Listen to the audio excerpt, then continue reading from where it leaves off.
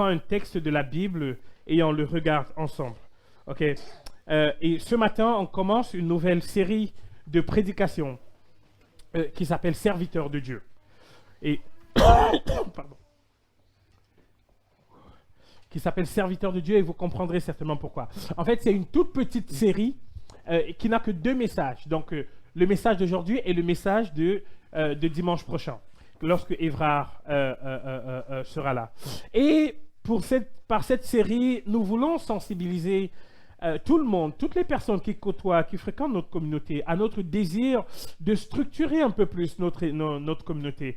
Vous vous souvenez certainement que lors du culte de rentrée, on encourageait chacun à faire le point, à prendre, c'était le 17 septembre, à prendre ce 17 septembre comme étant un point repère et à faire le bilan le 17 septembre 2024. Et on encourageait les uns et les autres à s'engager pour une vraie progression, pour une progression dans la foi, dans le caractère, dans notre vitalité spirituelle, dans notre vie de prière, dans la lecture de la parole de Dieu, dans la vie de la communauté. J'espère que vous vous en souvenez et j'espère que vous êtes tous en chemin vers cela. En fait, on pense que si les uns et les autres ont besoin de progresser vers cela, notre Église aussi a besoin de progresser et elle a besoin de s'organiser, de se structurer un petit peu plus. Alors, je ne sais pas si vous serez d'accord avec ce que je vais dire maintenant, mais il me semble que il n'y a que 3 points possibles pour notre vie à un moment donné. 3 points possibles.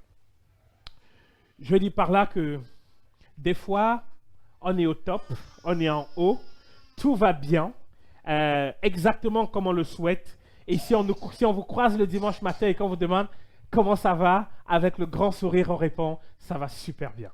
Okay? Là, c'est la position top. Et il y a aussi ces moments où on est tout en bas. Ok?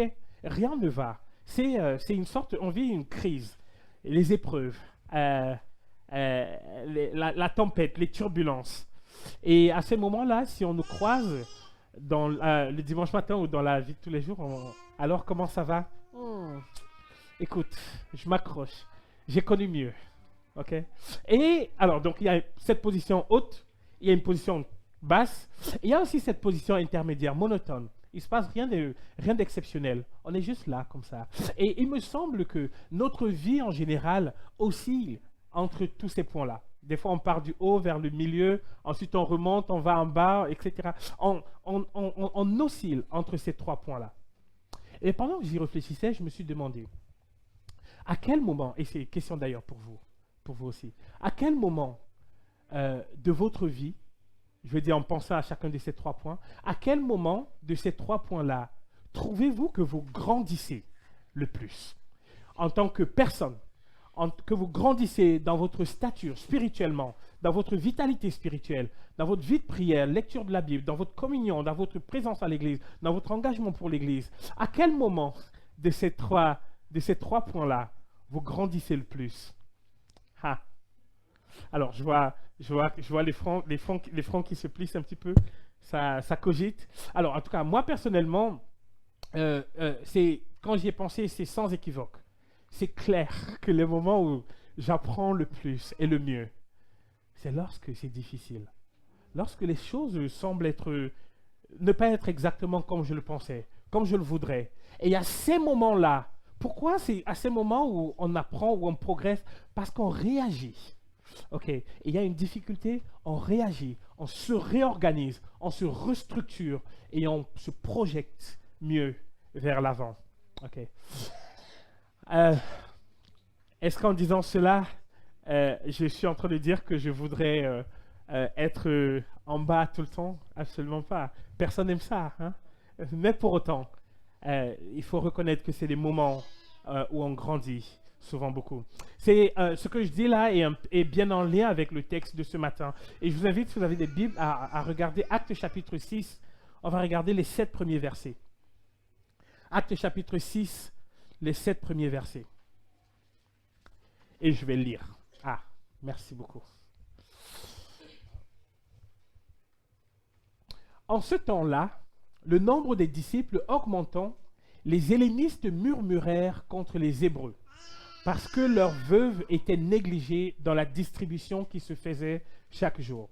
Les 12 convoquèrent la multitude des disciples et dirent, « Il n'est pas convenable que nous laissions la parole de Dieu pour servir aux tables. C'est pourquoi, frères, choisissez parmi vous 7 hommes de qui l'on rende un bon témoignage, qui soient pleins d'Esprit Saint et de sagesse, et que nous chargerons de cet emploi. Et nous continuerons à nous appliquer à la prière et au ministère de la parole. » Et cette proposition plut à toute l'assemblée. Ils élurent Étienne, homme plein de foi et d'Esprit Saint, Philippe, Procor, Nicanor, Timon, Parménas et Nicolas, prosélytes d'Antioche. Ils les présentèrent aux apôtres qui, après avoir prié, leur imposèrent les mains. La parole de Dieu se répandait de plus en plus. Le nombre des disciples augmentait beaucoup à Jérusalem et une grande foule de sacrificateurs obéissait à la foi. C'est la parole de Dieu, frères et sœurs. Je vous propose de regarder ce texte-ci en 3 points. OK? Alors, bon, j'ai gardé le texte, l'ancien titre, mais c'est absolument pas. Alors, donc, vous oubliez famille centrée sur l'Évangile. Donc, 3 points pour ce texte-ci. Premièrement, il y a un problème. OK? On voit qu'il y a un problème. Vous vous souvenez? Et donc, dans tout ce que je vais dire là, souvenez-vous des 3 points, des 3 positions, OK, de la vie. Donc, là, ici, il y a un problème. On le voit dans le verset 1. Ensuite, on va voir une solution au verset 2 et même jusqu'au verset 6, en fait, là qu'on va voir la solution. Et enfin, on va voir qu'il y a une bénédiction au verset 7. OK? Alors, premièrement, le problème. Je ne sais pas si, à la lecture de ce texte-ci, vous êtes surpris, comme je l'avais été quand je l'ai lu pour la première fois. En fait, on se rend compte que l'église primitive, c'est-à-dire la première église, n'était pas si parfaite que ça finalement. Il y a des problèmes dans cette église-là. Et je rappelle que cette église est dirigée, ce n'est pas du tout Gaël, avec toutes ses imperfections, qui dirige cette église-là. Parce que là, on pourrait dire, ah, c'est normal. Vous avez vu, voilà, il n'est pas très doué, donc c'est normal. Mais là, ce n'est pas du tout Gaël, c'est les 12 apôtres. Vous vous rendez compte? Ceux mêmes qui ont écouté l'enseignement de Jésus, ceux mêmes qui ont été avec Jésus pendant 3 ans, ceux mêmes qui se sont engagés avec Jésus au péril de leur vie, ceux mêmes qui ont vu Jésus mourir et ressusciter. C'est eux qui sont les dirigeants de cette église. Et il y a des problèmes surprenants. Mais en réalité, pas tout à fait. Pas tout à fait surprenant. Pas tout à fait surprenant, pourquoi? Parce que, en fait, frères et sœurs, si on est d'accord que l'Église est la représentation sur terre, porte sur terre la grâce et la gloire, manifeste sur la terre la grâce et la gloire de notre Seigneur Jésus-Christ, alors il est tout à fait normal et naturel qu'elle soit attaquée de tous les côtés par Satan. OK? Et donc, je veux dire que si aujourd'hui, vous voyez des églises qui sont déstabilisées par des attaques du diable, c'est presque normal. Enfin, je peux même enlever le presque. C'est normal. Si vous voyez des églises qui sont réduites en cendres aujourd'hui à cause des attaques du diable, quelque part, c'est normal. Et pour ceux qui sont anciens de notre église, vous savez que notre église non plus n'a pas été épargnée et n'est toujours pas épargnée. Mais il faut se souvenir que ce n'est pas juste d'aujourd'hui que le diable attaque. Il attaque déjà, il manœuvre déjà depuis l'église primitive, c'est-à-dire depuis ces premiers chrétiens-là. Il essaie de les déstabiliser. Il a essayé par la persécution. Donc si vous regardez la fin du chapitre 5, vous voyez que les apôtres qui sont dont il est question ici, ils viennent d'être copieusement fouettés par les chefs religieux de l'époque et ils sont là. Et donc, il y a la persécution. Le diable attaque l'église, cette église-là, par la persécution. Mais quand il ne réussit pas, il va l'attaquer par la compromission. OK? Dans Actes chapitre 5, on va voir Ananias et Saphira.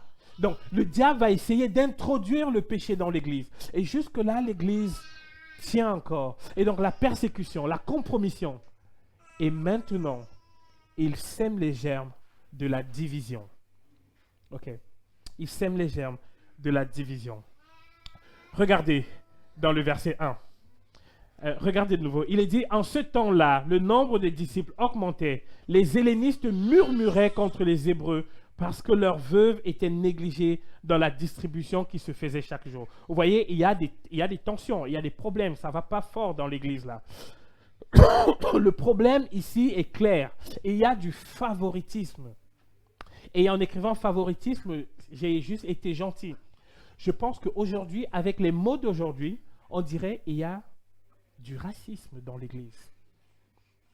Terrible. Ce favoritisme entraîne des murmures et l'Église est déstabilisée. Elle n'est pas au top à ce moment-là. À ce moment-là, si on la voit et on la rencontre, si on voit les responsables de l'Église et qu'on leur demande alors comment ça se passe, ça ne va pas très fort en ce moment. Vous voyez? Ça ne va pas très fort en ce moment. Et souvenez-vous, c'est à ces moments-là que l'Église se restructure, s'organise et prend un rebond pour l'avant. En réalité, il y a donc une crise interne et il semble qu'il y a au moins 3 causes.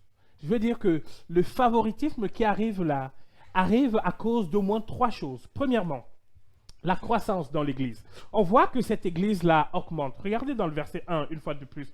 On dit que en ce temps-là, le nombre de disciples augmentant. Vous voyez, le nombre de disciples augmente. Et donc, il y a un problème. Luc fait un effort de mettre côte à côte la croissance de l'Église et la tension qu'il y a dans l'Église. Comme pour dire, c'est une source, c'est une cause, c'est quelque chose qui a suscité les problèmes qu'il y avait ici. Il y a aussi un autre point, la multiculturalité dans l'Église. Okay? On voit cela toujours au verset 1. On parle ici d'au moins 2 communautés. Il y a les hellénistes et il y a les Hébreux. Qui sont les hellénistes? Important à savoir pour comprendre toute la suite. Les hellénistes, ce sont des juifs de la diaspora. Okay? Ils vivent ailleurs. Ils ne vivent pas en... Alors, je ne veux pas du tout parler du conflit en ce moment, mais ils vivent en Palestine, ok? Dans la Palestine ancienne. Donc, ils vivent à cet endroit-là. Et il y a d'autres juifs qui vivent ailleurs. Et eux, ils sont la diaspora. C'est eux, ceux d'ailleurs, qui sont appelés les hellénistes. Ils parlent grec. Ils ne parlent pas hébreu et araméen comme ceux qui sont restés en Palestine. Ceux qui sont de la diaspora, les hellénistes, utilisent une Bible qui s'appelle la Septante. Okay? C'est-à-dire, c'est la Bible hébreu qui a été traduite en grec. Okay? Et donc, ils ne sont pas très à l'aise avec l'hébreu et le grec. Et pour tout cela, ils sont un petit peu méprisés par les... il y a un mépris qui est affiché par les juifs hébreux qui vivaient en Palestine.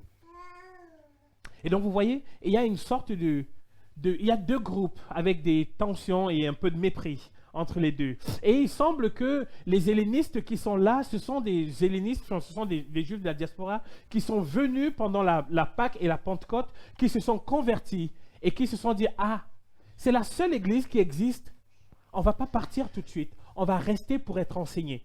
Et donc, ils sont minoritaires dans l'église. Non. Ils sont minoritaires dans l'église. Le 3e point, c'est le péché. Malgré qu'ils sont dans l'église, malgré qu'ils sont nés de nouveau et animés par l'Esprit de Dieu, on voit qu'il y a là des relents de la vieille nature, le favoritisme.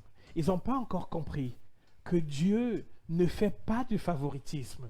Et donc le péché dans l'église contribue à créer cette tension-là. Alors on peut regarder ces 3 causes aussi et regarder notre communauté aussi et se dire, ouh là là là là là là, est-ce que nous aussi est-ce qu'on doit se méfier, est-ce qu'on doit faire attention?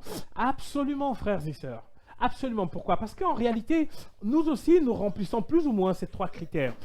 On a vu avec joie l'arrivée de plusieurs personnes, de plusieurs nouvelles personnes, et on se réjouit que vous soyez parmi nous depuis la rentrée. Okay? Il y a de plus en plus de personnes qui rejoignent notre communauté. Et donc, il y a une croissance de notre communauté, même si elle n'est pas de l'ordre de ce qui se faisait avec l'Église primitive. Mais il y a une croissance.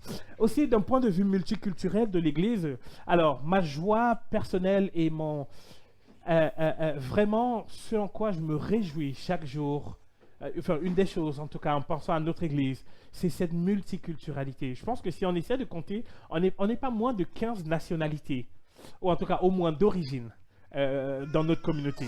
Et en cela, nous sommes le prototype de ce à quoi doit ressembler l'Église de Dieu. Si vous regardez l'Apocalypse, il est dit quoi?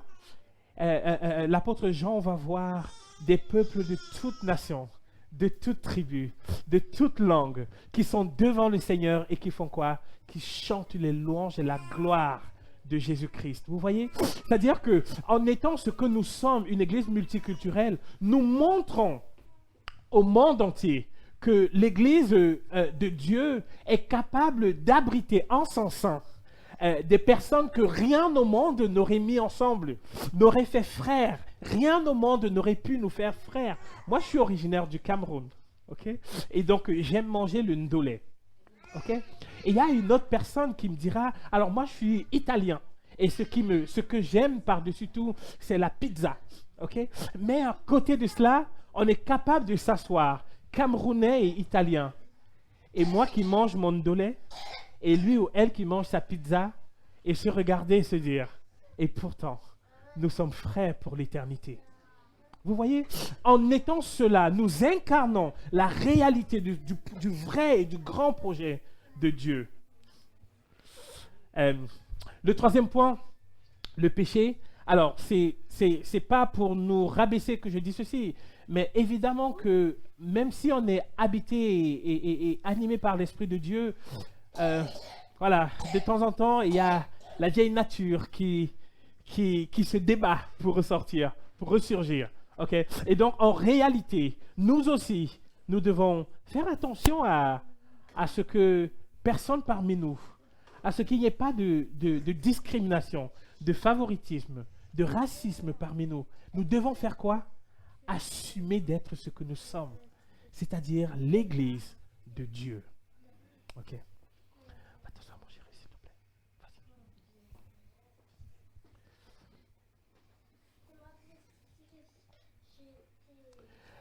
Alors, deuxième point, la solution, dans les versets 2 à 6. Pardon. Donc, il y a dans cette église-là qui est ce qu'elle est et elle a ces problèmes qu'elle a. Elle a ce problème qu'elle a. Au verset 2, on voit que la solution vient des 12 apôtres. C'est-à-dire, ils sont les responsables de l'église et ils prennent à bras le corps de résoudre le problème dans l'église. Ils n'essaient pas de chercher qui est le coupable. Ils cherchent la solution. Vous savez que généralement, en situation de conflit, en situation de tension, quand on est bas, on a tendance à chercher les coupables. Qui c'est qui, à cause de qui si je suis triste, c'est à cause de toi. Vous voyez, on cherche les coupables. Dans cette église-ci, on aurait pu dire, ah, il y a du favoritisme, c'est à cause de toi, c'est à cause de toi, c'est à cause de toi. Vous voyez, en entreprise, au boulot, c'est souvent cela. On cherche les coupables. À la maison avec mes enfants, alors qui a fait ce... Pourquoi ce truc-là est comme ça? Ah, non, Dan Manuel qui me dit, non, papa, c'est Cara. Et Cara qui me dit, non, papa, c'est Dan Manuel. Vous voyez, on cherche le coupable. C'est presque naturel. Okay. Mais ce n'est pas du tout la méthode que les apôtres vont prendre ici. Okay. Ils ne cherchent pas le coupable. Ils veulent résoudre le problème. J'ai entendu parler d'une histoire d'un pasteur qui faisait de l'élevage de poussins. Vous voyez les petits poussins jaunes là. Okay. Et il avait remarqué que des fois, il y avait des poussins qui avaient une tache noire sur leur peau. Et il remarquait que chaque fois qu'il y avait un poussin qui passait à côté du poussin avec la tache noire, il donnait un coup de bec sur l'endroit qui était noir. Peut-être pour aider, peut-être pour bien faire. Et il donnait un coup de bec. Et au fur et à mesure, la tache qui était noire devient rouge. Et la personne, et le poussin, finit par mourir. Vous voyez? C'est l'illustration de ce qu'on peut faire en période de tension et de crise. On peut juste essayer de chercher qui est le coupable, quelles sont ses fautes, et essayer de lui taper dessus, encore et encore. C'est à cause de toi, parce que tu as fait ceci, parce que tu es incapable de ceci, parce que. Vous voyez? On a tous des taches noires Chacun et chacune. On a tous des taches noires. Et peut-être que la mienne est plus visible que la vôtre. Mais pour autant, la bonne façon de faire, ce n'est pas d'essayer de taper sur la tache noire, mais de trouver une solution. Et apparemment, ce pasteur-là, ce qu'il avait commencé à faire, c'est que chaque fois qu'il voyait un poussin avec une tache noire, il le prenait et le mettait de côté. Vous voyez? Pour préserver sa vie. Le coupable n'est pas important, c'est la solution qui est importante. Les apôtres auraient pu se dire, allez, c'est pas grave, on va minimiser l'affaire. De toutes les façons, alors, ce n'est qu'un murmure pour l'instant. Mais simplement, s'ils avaient fait cela, le sujet serait revenu encore et ça aurait fragilisé certainement l'Église. Et les apôtres auraient même pu se dire, nous sommes quand même les apôtres, on a vu Jésus, on a été avec lui pendant 3 ans, nous sommes des super hommes. Et en plus de tout ce qu'on fait déjà, nous allons nous aussi distribuer aux tables. Comme ça, il n'y aura plus de problème. Mais non, ce n'est pas du tout cela qu'ils font. Ils vont résoudre ce problème en restant attachés à la parole de Dieu. Et c'est un excellent modèle, frères et sœurs. Peu importe les situations, quand on est chrétien, quand tout va bien et quand ça ne va pas bien, le repli, le refuge, c'est dans la parole de Dieu. Comment est-ce que la parole de Dieu peut m'aider à résoudre et à vivre cette situation-ci? Et donc, il semble que les apôtres se sont retournés et sont allés dans les Écritures pour trouver une solution. Alors, je rappelle quand même que à l'époque où ceci est écrit, l'Écriture, parce qu'on dit qu'ils étaient attachés aux Écritures et qu'ils veulent résoudre cela par les Écritures, l'Écriture à cette époque-là, c'était quoi? Le Nouveau Testament n'existait pas. C'était quoi alors? L'Ancien Testament, uniquement l'Ancien Testament. Et donc, il fallait qu'ils cherchent dans l'Ancien Testament une situation pareille pour solutionner leurs problèmes. Il fallait qu'ils trouvent un problème similaire, un problème de distribution, un problème de nourriture, un problème au milieu du peuple pour savoir comment eux aussi allaient résoudre le problème qui se posait. Alors, si vous avez des Bibles, vous pouvez regarder dans Nombre chapitre 11. Alors, je ne sais pas si c'est ce passage-ci qu'on va lire maintenant qui a inspiré la solution des apôtres, mais en tout cas, ce passage s'y prête et me semble très adapté. Alors, Nombre chapitre 11, à partir du verset 4 à 6, je lis pour tout le monde. Hein. Le ramassis de gens qui se trouvaient au milieu d'Israël fut saisi de convoitise, et même les enfants d'Israël recommencèrent à pleurer et dire, « Qui nous donnera de la viande à manger? Nous nous souvenons des poissons que nous mangions en Égypte et qui ne nous coûtaient rien, des concombres, des melons, des poireaux, des oignons et des orties. » Bon, je ne sais pas trop ce que c'est. Maintenant, notre âme est desséchée. Plus rien. Nos yeux ne voient que de la manne. Vous voyez, le peuple se plaint. Et c'est un problème de quoi? De nourriture. Et c'est le peuple. Il y a 600 000 hommes. Regardez, à partir du verset 10, ce que Moïse va faire. Moïse va aller vers Dieu. Moïse entendit le... Cara, arrête. Dan Manuel, ça suffit.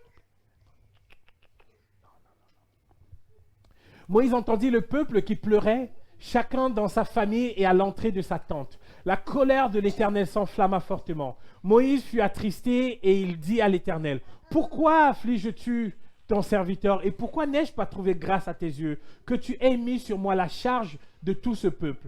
Est-ce moi qui ai conçu ce peuple? Est-ce moi qui l'ai enfanté pour que tu me dises, porte-le sur ton sein, comme le nourricier porte un enfant jusqu'au pays que tu as juré à ses pères de lui donner? Où prendrais-je de la viande pour donner à tout ce peuple?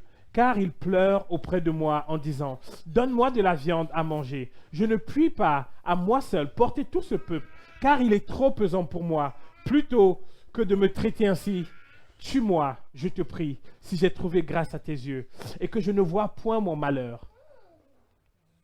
L'Éternel dit à Moïse, assemble, regardez la solution. Hein. Vous avez vu Moïse qui se plaint? Le peuple qui se plaint, Moïse qui se plaint, regardez la solution. L'Éternel dit à Moïse, assemble auprès de moi 70 hommes. Ah, ça vous rappelle le 7 qu'on a dans Acte 6.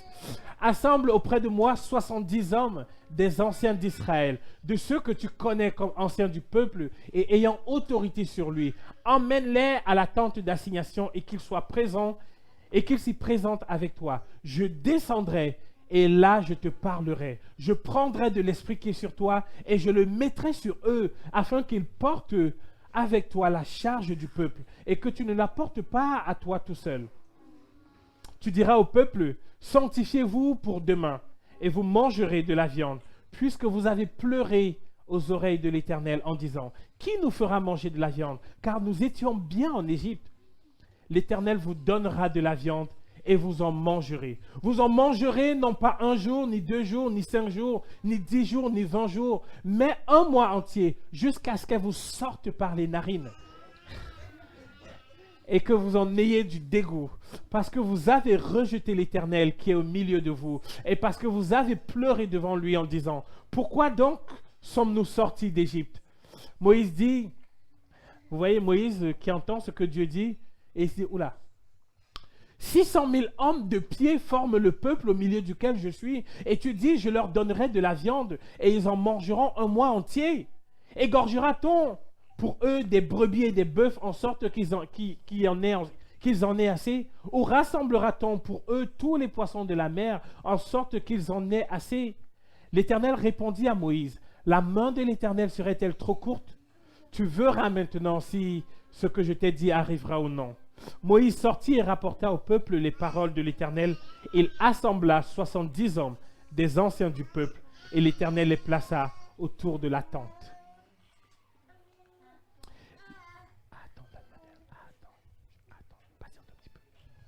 L'Éternel descendit dans la nuée et parla à Moïse. Et il prit... Va tout au fond, on te donnera de l'eau. Si quelqu'un peut donner de l'eau à Dan Manuel, s'il vous plaît. L'Éternel descendit dans la nuée et parla à Moïse. Il prit de l'esprit qui était sur lui et le mit sur les 70 anciens. Et dès que l'esprit reposa sur eux, ils prophétisèrent, mais ils ne continuèrent pas. Voilà ce qui est écrit dans Nombre chapitre 10, Nombre chapitre 11, pardon, du verset 10 au verset 25.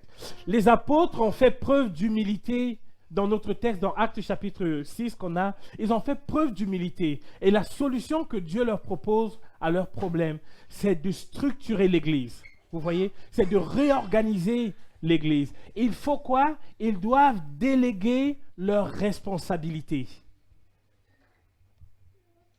Comme Moïse, il est question de prendre de l'autorité des responsables, des apôtres, des pasteurs, et de les mettre sur d'autres hommes. Ok, va au fond. Et de les mettre sur d'autres hommes pour qu'ils portent eux aussi la charge avec eux. C'est exactement la démarche dans laquelle nous sommes en ce moment dans l'église de Shell.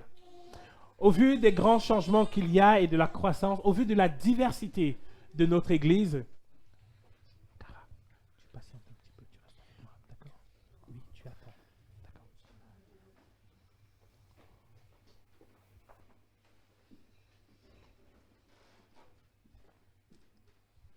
les apôtres sont conscients de l'appel spécifique qu'il y a sur eux pour annoncer la parole de Dieu et pour prier pour l'Église. Ils disent qu'il serait préjudiciable qu'ils abandonnent la parole, le ministère de la parole et la prière pour servir aux tables. Et vous voyez, c'est exactement ce que le Seigneur a proposé à Moïse ici. Il faut une délégation de responsabilité. Lorsqu'on parle de service aux tables, ce n'est pas vraiment de servir des gens de la nourriture dans les assiettes et de donner aux gens. Okay? En fait, le mot qui est utilisé pour table ici, c'est trapéza en grec. Trapéza. C'est pour dire, ça signifie table, mais ça signifie aussi, ça indique aussi les tables de change. Vous savez où on changeait l'argent à l'époque. Et donc, en réalité, il faut des gens qui vont devoir changer de l'argent, donner de l'argent ou des vivres qui sont achetés au marché, donner cela aux veuves. Ok, c'est de cela qu'il est question. Et on pourrait regarder ça et se dire, ah, quel service minable. C'est en dehors de l'église, c'est pas visible. On ne les voit pas comme ceux qui prêchent, comme ceux qui enseignent les enfants, comme ceux qui font la scène ou ceux qui chantent. C'est un service d'arrière-plan. Mais pour autant, regardez, c'est peut-être banal comme service, mais c'est un service qui est premièrement utile pour Dieu, qui est pertinent pour soulager les apôtres et qui est vital pour le bien de l'Église au vu de ce qui s'y passe. À propos du service, regardez ce qu'un auteur anonyme écrit dans son livre. Il dit, dans un sens, nous préférerions entendre Jésus nous dire de renoncer à nos pères et mères et nos maisons et à nos biens pour le bien de l'Évangile, que de l'entendre nous dire de laver les pieds de quelqu'un. Vous voyez? Ce qu'il dit là, c'est que, en fait, souvent on accepte plus facilement qu'il faut aller... alors, il poursuit, je vais pas lire tout, il poursuit en disant, il est parfois bien plus facile d'entendre la voix de Dieu et d'y obéir lorsqu'il demande de tout quitter pour se rendre dans une tribu africaine. Ok, on est plus prompt à répondre à ce genre d'appel. Mais lorsqu'il est question de laver les pieds d'un frère ou d'une sœur, lorsqu'il est question du service basique, invisible, peut-être souvent qualifié même ingrat, il n'y a personne. On est moins enclin à faire cela. À la fin, regardez, il pose la question, est-ce que mon orgueil se rebelle quand je pense à servir comme Christ a servi? C'est la grande question. Je veux dire, cette question, si elle est au regard, elle est en face du service que les apôtres devaient faire. Servir aux tables. Bien souvent, on veut, s'il y a un grand ministère à faire, ok, tout le monde, ok, yes, on est partant pour cela. Mais il y a des services banals. Venir installer les chaises pour le concert. Venir un peu plus tôt le matin. Aider à installer les chaises comme ceci. Préparer la sono. Travailler les PowerPoint. Vous voyez, il y a des services comme ça qui sont discrets, que personne ne voit et qui pourtant sont là et font tourner la communauté. C'est ça l'appel.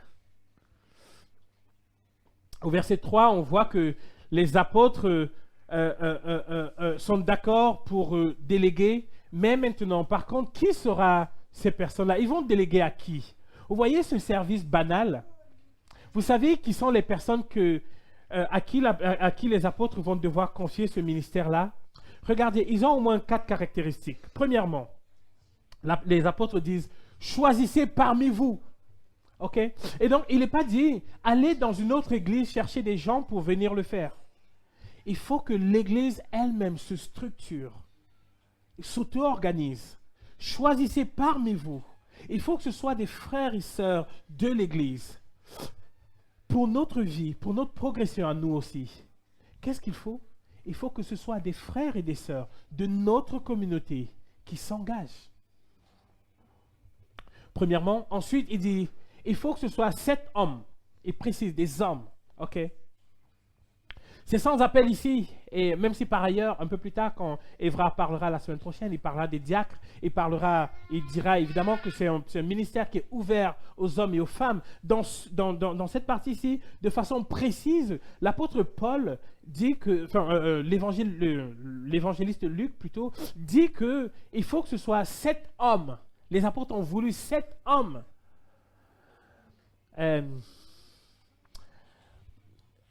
Pour moi, ça a du sens, cette mention de 7 hommes. Vous voyez, nous sommes une communauté dans laquelle,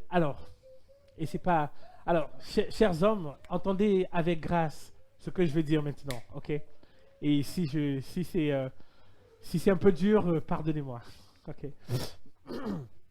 La plupart des réunions de prière, la plupart des rassemblements de notre communauté se font souvent, presque exclusivement, avec des femmes. Pourtant, nous avons des hommes dans la communauté. Et il y a un appel, frère. Et il y a une responsabilité à avoir. Et il y a un appel à entendre et à accepter. Et il y a un ministère à saisir. L'appel de Dieu sur les hommes. Cette responsabilité de venir et d'assumer le leadership dans l'Église. Frères, levez-vous. Venez prier avec nous. Venez servir dans l'Église. Venez être des modèles pour la communauté. Ensuite, donc cet homme, il faut avoir un bon témoignage. Il faut être rempli de l'Esprit Saint et il faut être rempli de sagesse. Vous voyez les critères qu'il faut pour servir aux tables? Vous voyez, je veux dire, ça tape haut. Hein. Ils n'ont pas juste essayé de savoir qui est le mathématicien du groupe, celui qui sait bien compter, et donc voilà, on lui confie la tâche, et voilà, il va distribuer l'argent et c'est facile. Absolument pas. Il faut qu'il y ait une vie morale et une vie spirituelle solide. Toute l'Assemblée va accepter avec joie cette proposition. Les 7 hommes vont être désignés, et on voit que les hommes qui ont été choisis étaient des hellénistes. Un petit peu après, les apôtres vont leur imposer les mains, comme pour dire, les établir dans leur ministère, comme pour, vous avez vu ce que le Seigneur a fait avec les 70 personnes qui devaient assister Moïse. Les apôtres vont leur imposer les mains, comme pour déléguer leur autorité, comme pour dire, désormais vous êtes co-responsables avec nous. Et avec cela, il y a une structuration de l'Église qui se met en place. La bénédiction, très rapidement, c'est avec le recul, quand on regarde, on se rend compte que tout d'abord, cette Église-là s'est réorganisée.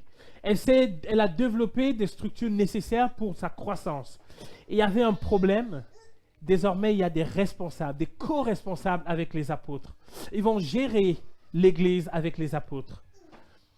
L'Église a été stimulée dans sa recherche d'unité. Je pense que certainement, les frères et les sœurs ont dû se dire, ils ont dû se repentir, se dire, ah, vraiment, on a été une Église avec du favoritisme et c'est pas acceptable dans l'Église de Dieu. Ils ont dû se repentir et demander pardon à Dieu. Et désormais, ils ont dû se dire, les Hébreux ont dû dire aux hellénistes, vous êtes nos frères. Et les hellénistes ont dû dire aux Hébreux, vous êtes nos frères. Vous voyez? Enfin, ce qu'on voit, c'est que Dieu a béni ce qui s'est passé. La victoire qui a été remportée à l'intérieur de l'Église a contribué à asseoir le témoignage de Jésus-Christ dans la ville.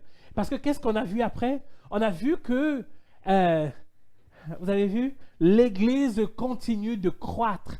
De plus en plus de personnes viennent dans l'Église. Vous avez vu? Et qu'est-ce qu'il y a? Il y a même des pharisiens. Vous voyez au verset 7, il dit quoi? La parole de Dieu se répandait de plus en plus. Le nombre des disciples augmentait beaucoup à Jérusalem et une grande foule de sacrificateurs obéissait à la foi. Vous voyez? La victoire dans l'Église, la restructuration. L'Église qui était en bas s'est restructurée. Et vous avez vu la percée de l'Église? Voilà ce que nous voulons faire à l'Église de Chelles en ce moment. Voilà ce vers quoi on voudrait conduire l'Église, à la restructurer un petit peu plus, à établir des diacres dans notre Église, des personnes qui, avec les pasteurs, vont servir la communauté. Alors, quand j'ai dit diacre, j'ai fait exprès de le dire tout à la fin, juste pour introduire la notion. Évrard en parlera un peu plus la semaine prochaine. On va prendre la scène maintenant.